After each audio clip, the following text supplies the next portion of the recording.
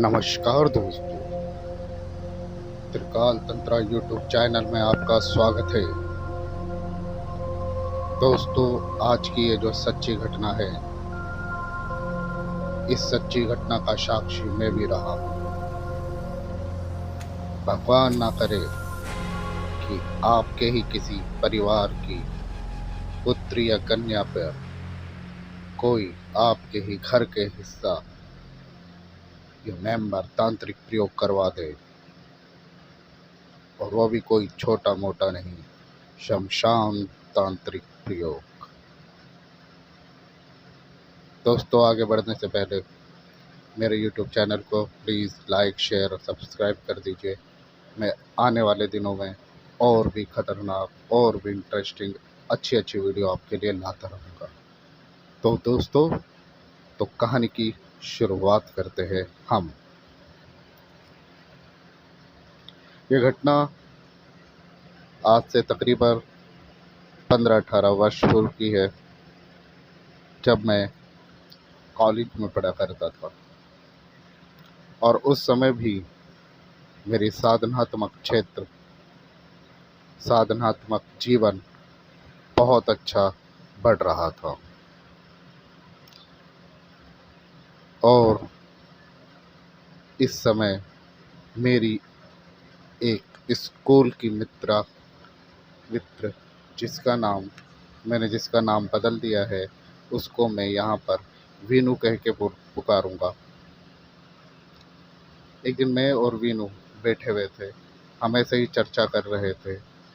तो वीनू ने उस समय मुझसे कहा कि तू यार इतनी सारी साधनाएं करता है, हमेशा आध्यात्मिक जीवन जीता है, तो मुझे भी कुछ बता। मैं तेरी फ्रेंड हूँ, मुझे भी कुछ समझा जिससे मेरी भी आध्यात्मिक उन्नति हो। तो मैंने वीनू से कहा, वीनू तू क्या करना चाहेगी? बोली, कोई भी साधना। मेरा भगवान शिव के अंदर अति विश्वास है, उससे संबंधित कोई मुझे साधना दे दे, या कोई ऐसा मंत्र जाप जिसको मैं करता रहूँ। मैंने वीनू से कहा कि ठीक है वीनू, लेकिन कोई भी सही तरीके से साधना के लिए आपको दीक्षा लेनी पड़ेगी, प्लस आपको उसका एक जो नियम वगैरह होंगे वो सब फॉलो करने पड़ेंगे। और संकल्प के साथ साधना की जाती है, बिना संकल्प के कोई साधना नहीं होती। तो उसने बोला, चल चल ठीक है, मेरी कल से करा, मैं तू ही मुझे दीक्षित कर। मैंने बोला ठीक है, मैं कल आऊँगा सुबह, और फिर मैं तुझे दीक्षा दूंगा। उसके बाद तू साधना या अभी शुरू उपासना से केवल मंत्र जाप स्टार्ट करना। जब तुझे ऐसा लगे कि तू पर थोड़ी थोड़ी परिपक्व हो गई, साधनाओं को थोड़े थोड़ा समझने लग गई, तो उसके बाद तूने साधना शुरू कर देनी है। तो मित्रों, क्या हुआ कि अगले दिन मैं उसके घर गया, और देखना दोस्तों कि उससे पहले ये जो मैं उसको संकल्प दिलाने वाला था साधना का यानी उपासना का, उससे पहले वो अभी तक नॉर्मल रह रही थी। जैसे नॉर्मल जीवन होता है वैसे ही खाना पीना सारी चीज़ें उसकी वैसे ही थी। लेकिन अब मैंने जैसे ही अपने हाथ के अंदर जल लिया और उसको भी जल लेके उसके हाथ में दिया, और संकल्प के लिए मैंने जैसे ही बोला, ओम विष्णु विष्णु विष्णु श्रीमद् भगवतो महापुरुषस्य विष्णुराज्ञा, अभी मेरा ये संकल्प मैंने पढ़ा ही था कि उससे पहले ही वो धीरे धीरे उसका शरीर कांपने लग गया। मुझे नहीं पता था कि उसका शरीर क्यों कांप रहा है। उसकी आंखें लाल हो चुकी थी, उसका चेहरा गुस्से में हो गया था, और वो मुझे घूर घूर के देख रही थी। मैं एकदम से हतप्रभ रह गया कि एकदम से वीनू को क्या हो गया। मैंने, वीनू वीनू क्या हुआ? उसने एक झटके से अपना गर्दन इधर उधर की और मुझसे ना मेरा मैंने उसके हाथ पकड़ने की कोशिश करी, और बड़ी तेज़ी से उसने मेरा हाथ झटका और बोल रही, मैं वीनू नहीं हूँ। मैंने बोला, कौन है तू? बोल रही, तू सोच भी नहीं सकता कि मैं कौन हूँ। मैंने एकदम से अचरज करके देखा उसकी तरफ कि अभी थोड़ी देर पहले ये मेरी फ्रेंड बिल्कुल ठीक थी, अब इसको क्या हो गया? मतलब कौन है तो फिर? वो बड़ी तेजी से हंसी, बहुत तेजी से हंसी। उसकी ये हंसी मुझे आज तक याद है। खैर, मैंने सोचा कि हो सकता है कि ये कोई मामूली प्रेत आत्मा होगी, इसको दूर किया जाए। मैंने जितने भी प्रेत निवारण प्रयोग होते हैं वो उसके ऊपर करना शुरू किए, प्रेत निकालने के लिए, लेकिन कोई भी प्रयोग, कोई भी मंत्र उसके ऊपर काम नहीं कर रहा। अब मैं क्या करूं? और वो हंसती जा रही थी, हंसती जा रही थी। तो आप शायद यकीन नहीं करोगे दोस्तों कि उसने मुझसे कहा, तू देखना चाहता है मैं क्या कर सकती हूँ? उसके शब्द यही थे, तू देखना चाहता है मैं क्या कर सकती हूँ? मैंने उससे बोला, दिखा तू क्या कर सकती है, मैं भी देखना चाहता हूँ। बोल रहा, देख ये बिजली देख रहा है? मैंने बोला हाँ। बोल रहा, इसका बाहर पार्क में ट्रांसफार्मर लगा हुआ है? मैंने बोला हाँ, लगा हुआ है। मुझे भी यकीन नहीं है, आज तक मुझे यकीन नहीं कर पाता कि ये घटना कैसे हुई, किस तरीके से हो गई। और उसने बोला, देख अब ये फट गया। और जैसे ही उसने बोला कि ये बिजली का ट्रांसफार्मर फट गया दोस्तों, मेरे पैरों के नीचे से ज़मीन हिल गई कि ये क्या ताकत है जिसका आज मुझसे सामना हो गया। मैंने गुरुदेव का नाम लिया, मैंने गुरुदेव क्या हुआ, और उसी के साथ ही वो ट्रांसफार्मर में आग लग गई और वो ट्रांसफार्मर फटा, पूरी कॉलोनी की बिजली चली गई। मेरा दिल, आप समझ नहीं सकते कि अगर आप भी उसके सामने हो तो आपको कैसा लगेगा। मेरा दिल घबरा गया। मैंने 2 कदम पीछे खींचे, माँ भगवती का स्मरण किया। मैंने बोला क्या करूँ, इसको शांत तो करना है अब कैसे भी करके अभी इस समय, क्योंकि मुझे नहीं लग रहा था कि मैं उसी समय उस ताकत से लड़ दूँ या उसका निवारण कर दूँ। अपनी कमज़ोरी को बोल देना या जिस हालात में आप फँस गए हो उसको एक्सेप्ट करने में दोस्तों कोई बुराई नहीं है। मुझे ऐसा लगा कि अब क्या किया जाए। वैसे ही तुरंत मैंने नरसिंह प्रयोग, भगवान नरसिंह का प्रयोग उसके ऊपर किया। ओम नमो भगवते नरसिंहाय अतुल वीर पर कर मारा। तो यही मैंने बोला, इत्यादि इत्यादि स्त्रोत मंत्र, 1 पेज का है वो। जैसे ही मैंने वो किया, भगवान नरसिंह का आह्वान कर भगवान नरसिंह से कहा कि प्रभु अभी इसको हटाओ, यहाँ से शांत करो। और तुरंत उसी क्षण एकदम से वीणु गिर गई और उसके अंदर से वो आत्मा या जो भी ताकत थी वो निकल गई। लेकिन दोस्तों ये पहला दिन था, यह पहला दिन था।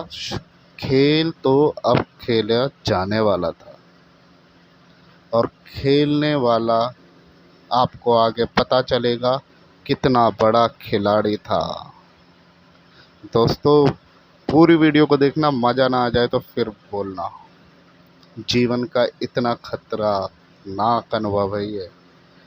अभी तो देखिए आगे होता है क्या क्या। चलिए जी, मैंने उस समय नरसिंह प्रयोग करके उसको शांत कर दिया और नरसिंह प्रयोग शांत से वो शांत हो गई। उसके बाद मैंने उसके माता पिता से आज्ञा ली। मैंने बोला जी देखियो कोई प्रॉब्लम हो तो बताना मुझे, क्या किया जाए? तो बोले ठीक है, हम बताते हैं। अब क्या हुआ कि अगले दिन सॉरी अगले दिन मैंने उनके घर पे फ़ोन किया। मैंने अंकल जी को बोला कि अंकल वीनू की तबीयत कैसी है? तो उनके पिताजी ने मुझसे कहा कि अभी हम करा रहे हैं सुमित उनका अपने तरीके से इलाज। और मैंने बोला अगर आपको मेरी किसी तरीके की मदद चाहिए हो तो आप मुझे बताना ज़रूर। तो बोले ठीक है, हम बताएंगे। तो क्या हुआ कि 10-15 दिन बीत गए। मेरा भी उसके इधर जाना नहीं हुआ। उनके तरफ से कोई कांटेक्ट नहीं हो पाया, ना उन्होंने किया ना मैंने किया। मैंने एक दो बार कॉल किया था, सॉरी, मेरे को काफ़ी सालों पुरानी बात है तो इसलिए मैंने उनको फ़ोन भी किया, लेकिन उनका कोई रिस्पांस अच्छा नहीं रहा। ठीक है भैया, अब 15-20 दिन बीत गए। मुझे कुछ ज्ञात या अज्ञात नहीं है कि वहाँ पर क्या घटनाक्रम चल रही है उधर। तो जी क्या हुआ कि 15-20 दिन के बाद वीनू का छोटा भाई मेरे पास आया। बोला भैया आपको घर पे बुलाया गया है। मैंने बोला क्या हो गया, वीनू ठीक है? बोले हाँ, उसी सिलसिले में बात करने के लिए बुलाया गया है। मैंने बोला ठीक है, चलिए चलता हूँ। मैं गया वहाँ पर और जैसे ही मैंने कमरे के अंदर एंट्री की, नीलू चाय बना रही थी और जैसे ही मुझे देखा उसने, और देखते के साथ फिर वही ताकत उसके अंदर प्रवेश कर गई और हंसने लग गई। बोली आ गया तू? तेरा इंतजार कर रही थी मैं। तूने खोली है मेरी पोल पट्टी। मैं तो आराम से इसके अंदर थी। तेरे को तो मैं मजे दिखाऊंगी। बहुत बड़ा साधक बनता है ना, बहुत बड़ा तांत्रिक है तू, अपने आप को समझता है। मैं चुप रहा, क्योंकि ऐसी शक्तियों की ज़्यादा जवाब भी नहीं देना चाहिए, बस कार्य को अंजाम देना चाहिए। फिर वो सारी चीज़ें हुई, तो उसको फिर मैंने गंगा जल वगैरह इत्यादि ले करके उस समय उसको शांत किया। बस वो शांति थोड़ी देर की होती थी महाराज, फिर वो तुरंत दुगने वेग से आती थी। उसने बोला कि देखा ट्रांसफार्मर का क्या हाल हुआ था, तेरे को भी ऐसे ही कर दूंगी मैं। मैं चुप रहा, क्योंकि मैं जानता था कि इसके अंदर ताकत तो बेशुमार है क्या चीज़ ये तो देखना ही पड़ेगा। लेकिन देखने के लिए पूरी व्यवस्था के साथ बैठना पड़ेगा, क्योंकि बिना व्यवस्था के इससे लड़ा नहीं जा सकता। और मुझे पता भी नहीं कि ये क्या चीज़ है, कितनी बड़ी ताकत है और कहाँ से आई है, कैसी है, किसने भेजा है और इसके पीछे कितनी बड़ी ताकत सपोर्ट में है, मुझे कुछ नहीं पता था। तो इसलिए मैंने बोला, खुद को बोला, मैंने बोला यार शांति रहे। फिर अंकल, यानी कि जो वीनू के पिताजी थे, और मैं बोले सुमित बाहर चल के बात करते हैं, हमें डिस्टर्ब करती रहेगी बार बार। मैं और ठीक है। तो मैं और अंकल उनके घर से नीचे उतर कर थोड़ी सी गली में चले गए। फिर उन्होंने वहाँ पर यह बताया कि भाई हमने, वो पहाड़ के लोग थे, पहाड़ में बहुत सारी ऐसी विद्याएं चलती है जिसमें जागर वगैरह इत्यादि जो भी होती है, जो बोले वो भी करवाई, कुछ और भी करवाई, जो भी उनके पहाड़ की क्रियाएं चलती है, लेकिन सब निष्फल रही, 0/0। मैंने बोला अच्छा जी? बोले हाँ जी, कोई उपाय नहीं हो रहा। ये ताकत जब भी होती है बोलती है तुम्हें ही बुलाओ, तुम्हें ही बुलाओ, तुम्हें ही बुलाओ। मैंने बोला मुझे क्यों बुलाती है? बोलती उसी ने ही मेरी पोल पट्टी खोली है, मैं उसी से ही मिलूंगी। मैं अंकल को मैंने जवाब दिया ठीक है अंकल, खैर वो मुझसे मिलना चाहती है नहीं मिलना चाहती उसके बारे की तो बात कुछ नहीं, लेकिन अब इसको ठीक कैसे किया जाए, इसके ऊपर हमने चर्चा करनी चाहिए।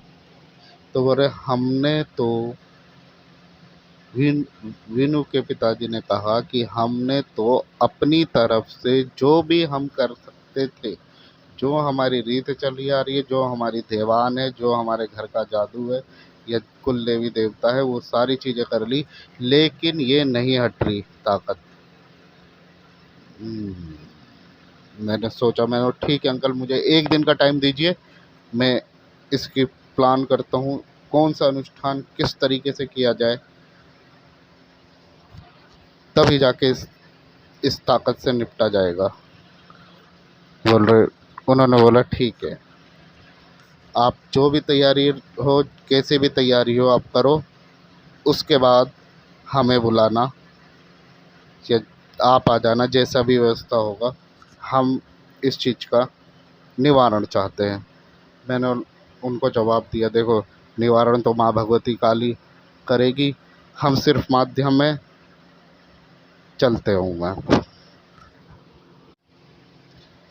मैंने घर आने के बाद इस सब्जेक्ट पे, यानी कि इस प्रेत बाधा कह लो, इसको कैसे ठीक करना है, इसके ऊपर अपने शिष्यों को बुलाया और जो साथ में मेरे गुरु भाई थे उनको भी बुलाया, और हमने इसको पूरी तरीके से ठीक करने के लिए प्लान आउट करने लगे, प्लानिंग बनाने लगे कि क्योंकि विदाउट प्लानिंग, बिना अनुष्ठान के, बिना सही तरीके के प्रयोग के हम इस ताकत को हटा नहीं सकते थे, क्योंकि ये हमें भी नुकसान पहुंचा सकती थी।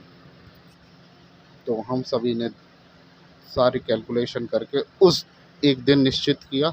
उस दिन हम सभी ने मिलके, जिस दिन जो अपना अपना काम करता था, जो भी मेरे ग्रुप के लोग थे, जो मेरे शिष्य थे, हमने एक दिन पर्टिकुलर चुना और उस दिन हमने सोचा कि आज हम आमने सामने की लड़ाई करेंगे, क्योंकि मुझे इसके पीछे बहुत बड़ी ताकत नज़र आ रही है जो बहुत ही खतरनाक है। ठीक है जी, अब कहानी शुरू हुई उस दिन की, जिस दिन हमने वीनू को बुलाया था। वीनू अपने माता पिता के साथ आई।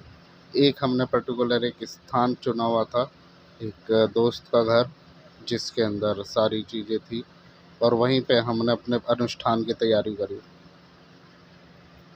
हम तकरीबन 8-9 लोग थे जो साधक थे, जिसमें मेरे शिष्य भी थे। 1-2 लोग वो थे जो दिव्य दृष्टि थी जिनके पास, एक मेरे शिष्य के पास दिव्य दृष्टि थी, वो भी बैठा। हम सारे लोग वहाँ पर बैठे और अपनी अपनी शक्तियों का आह्वान करने लगे। मैंने और एक मेरे गुरु भाई थे, हम दोनों ने मेन आगे बढ़कर उसके ऊपर मंत्र जाप करना स्टार्ट किया और अपनी क्रियाएं स्टार्ट करने लगे। और जैसे जैसे क्रियाएं बढ़ती, वो हंसती रहती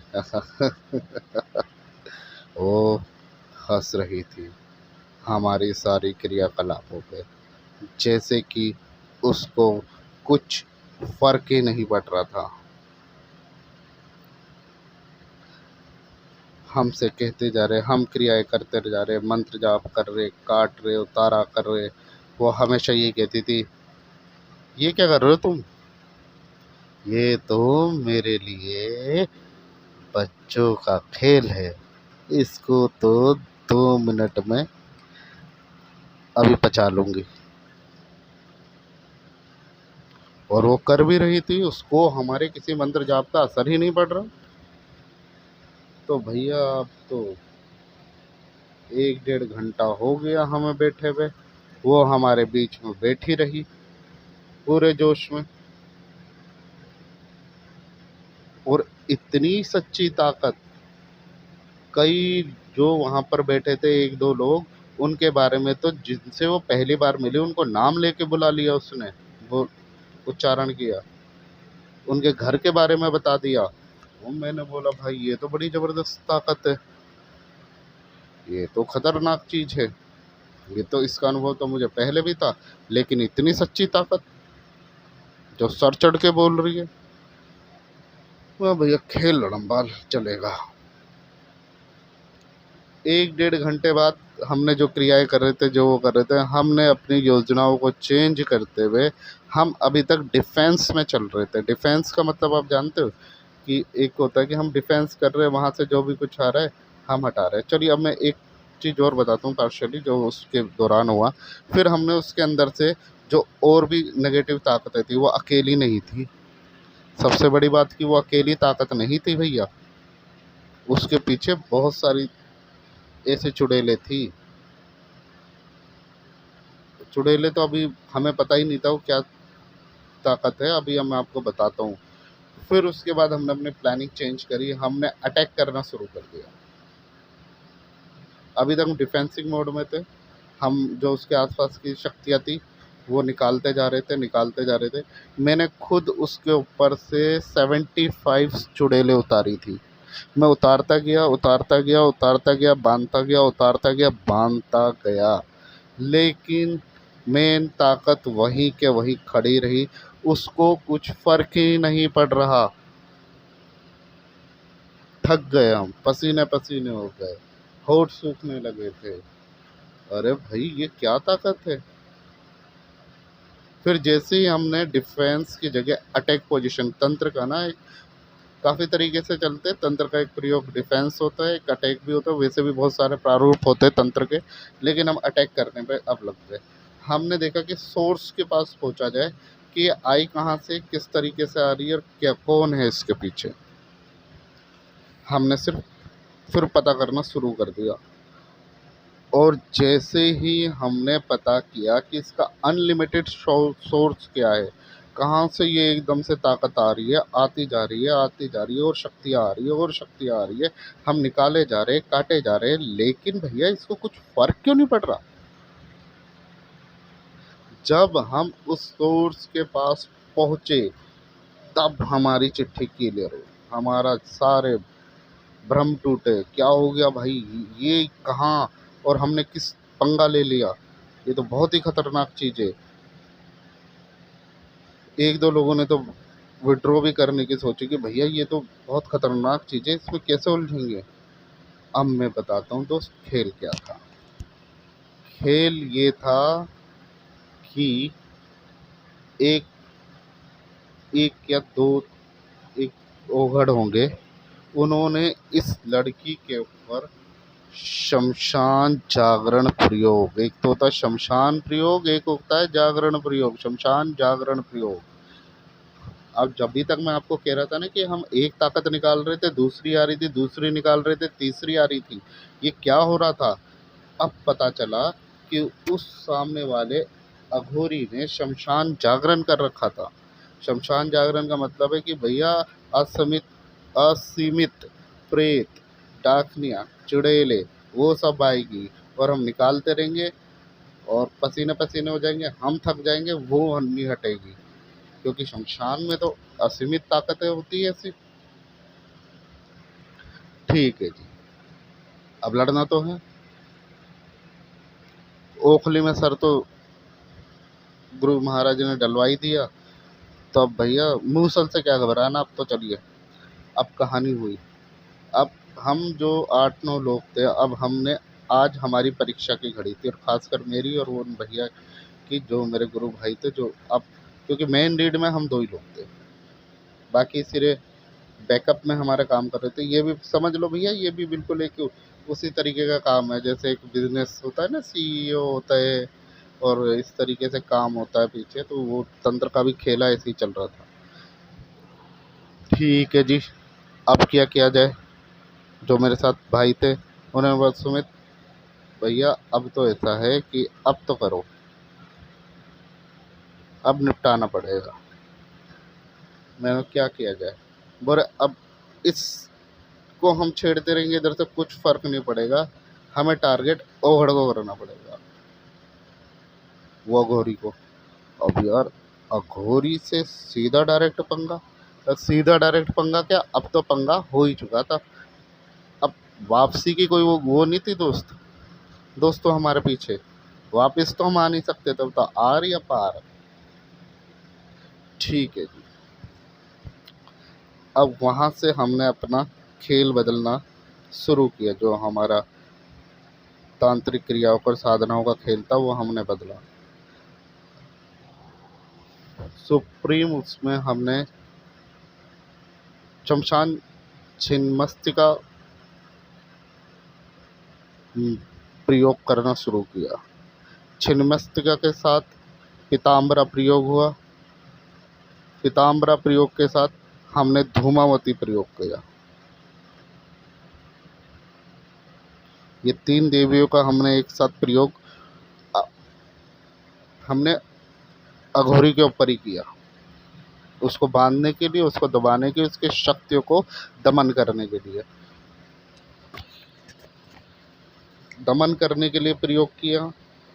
अब देखिए, जब अभी तक उसको ऐसा लग नहीं रहा था कि अघोरी को कि कोई उनके ऊपर भी प्रयोग करेगा, लेकिन स्वामी निखिलेश्वरानंद की जय, सदगुरु महाराज की जय, मेरे रोंगटे खड़े होते जब भी मैं इस चीज़ को याद करता हूँ कि हमने डिफेंस को छोड़ दिया और अटैक के ऊपर वो कर दिया। जब हमने उसको परेशान शुरू करना स्टार्ट किया, जैसे यहाँ से पावर्स गई, जैसे यहाँ से प्रयोग किए, ये भेजे, इनका प्रयोग हमने स्टार्ट किया। साथ साथ में देवबंद के पुराने किले के, आपको पता होगा दिल्ली में जो लोग थे पुराना किला, उधर भी जिन्नातों का वास है। फिरोज शाह कोटला, वहाँ पे भी जिन्नातों का वास है। देवबंद है यूपी में, उधर भी जिन्नातों का वास है। हमने वहाँ के जिन्नातों का भी आह्वान करके उधर उनके पास भेजा। समझ लो अभी ये एक वॉर जोन बन चुका था तंत्र का। और जब हम वहाँ पे गए, यानी जब हमारी पावर्स वहाँ पे गई, जैसे ही उसके ऊपर प्रयोग होना स्टार्ट हुआ, उसको हमने बांधना शुरू कर दिया। पीताम्बरा से, छिन्नमस्तिका से अटैक करवाया, धूमावती का प्रयोग किया। तब उसको पता चला कि भैया खेल खेलने वाले गृहस्थ के भी साधक इतने खतरनाक हो सकते जितना तुम शमशान के हो। फिर यहाँ पर ये चीज़ टूटी। जो अभी तक हमसे बोल रही थी कि तुम कुछ भी नहीं कर सकते थे, फिर ये हमसे छूटी। वहाँ पे उसका शमशान जागरण का जो प्रयोग था वो हमने सारा बांध दिया। सारा बांधने के बाद सारी क्रियाओं को रोक दी गई। अब यहाँ से इसकी सोर्स टूट गई। अब इसके पीछे बैक में सपोर्ट नहीं है तो क्या कर लेगा। वहाँ से ओवर का चैप्टर वो हमने क्लियर कर दिया। अब वो खोलेगा, कब खोलेगा अपनी शक्तियों को बाद में देखा जाएगा। यहाँ से हमने उसके चैप्टर को, ये छोटी सी घटना मैं आप कम समय में बता रहा हूँ, तो इसका मतलब ये नहीं कि ये एकदम से चुटकी बजाई तो किसी ओघड़ को बांध दिया। ये हंसी खेल नहीं है बाबू। हमारी भी सालों की मेहनत थी, और भी जो मेरे साथ लोग जुड़े हुए थे उनके भी अपने अपने जीवन के सालों की मेहनत थी, जो ये हमने इसको किया। फिर जी उसके बाद वो टूटी। अब मैं आपको बताता हूँ असली कहानी पर कि उसके साथ हुआ क्या। वीनू मेरी जो मित्र है वो देखने में सुंदर है, सुंदर नहीं तो अच्छी है, ठीक है। उसका जीजा, उसकी बड़ी बहन का हस्बैंड, उसने इसको वश में करने के लिए इसके ऊपर इतना खतरनाक प्रयोग करवा दिया। पैसे वाला था, मोटा पैसा दे दिया। आप पैसे वाले हो तो भैया किसी का भी कुछ भी करवा लो। ऐसे ऐसे लोग भी है तंत्र के, ऐसे ऐसे तांत्रिक है जिनको पैसा दो, किसी को मरवा भी लो, किसी पे हंडिया चढ़वा लो, किसी पे चौकी चढ़वा लो। ऐसे ऐसे लोग भी है। तो ये सारी क्रिया हुई। फिर उसके अंदर चुड़ैल थी, उसी ने हमें बताया कि उसने इसके जीजा ने इसके ऊपर प्रयोग किया है, और इसको वश में करना चाहता था। प्रयोग हो भी गया था सफल। अब देखिए जो अंदर की बातें होगी, मैं सारी चीज़ें नहीं बता रहा, लेकिन जो घटना खुली है उसकी बात बता रहा हूँ। तो फिर क्या कहते, उसने मुझसे बोला, जो वो शक्ति थी, जो चुड़ैल थी, बोली तू मुझे रख ले अपने पास, तेरे सारे काम करूँगी। एक बार को मेरे भी मन में लालच आया, यार लोग साधना करते हैं ऐसी शक्तियों की, तो खुद मुझे मिल रही है। फिर मैंने अपने मन में सोचा, देखो बुराई तो बुराई होती है, इनसे दूर रहो। खैर छोड़िए, आगे की टॉपिक की बात है।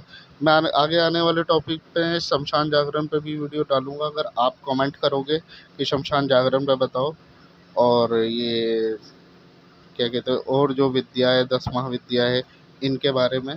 और आप भी अपना अनुभव मुझे भेजना चाहते हो, तो आप अपने अनुभव, अपने जीवन का कुछ भी ऐसे तंत्र से या योग से रिलेटेड, आध्यात्मिक उससे, या किसी देवी देवता के कृपा की कहानी हो, वो आप मुझे भेज सकते हो।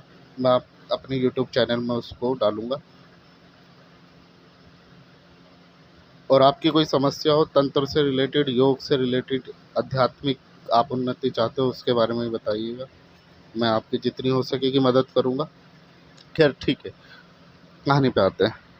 उसके बाद क्या हुआ कि कहानी पे आने ये हुआ, कहानी घटित हुई कि भैया ये अ, मैंने फिर उसको बंधन में लिया, उस चुड़ैल को।